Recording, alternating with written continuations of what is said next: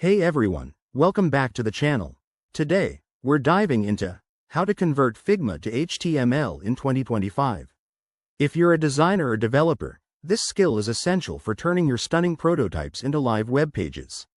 With the latest tools and updates in 2025, the process is faster and more efficient than ever. Let's jump right in. First, ensure your Figma design is ready. Organize your layers, name elements clearly, and double-check for any inconsistencies. This will make the conversion smoother.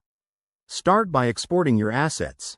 In Figma, select the elements you need, go to the Export panel, and choose formats like SVG for vectors or PNG for images. You can even export CSS snippets directly if your design uses plugins. Next, set up your project in a code editor like VS Code.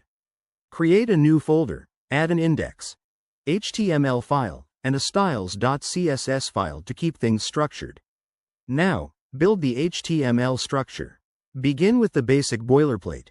Use the less than, doctype HTML greater than tag, add your head and body sections, and insert divs, headings, and other elements that mirror your Figma layout. For example, if you have a header in Figma, create a less than header greater than tag in HTML. Once the structure is in place, move to styling with CSS.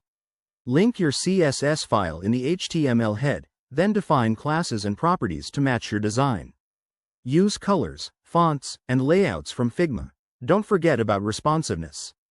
In 2025, with advanced web standards, incorporate media queries to ensure your page looks great on all devices, from mobiles to desktops. Finally, test your work.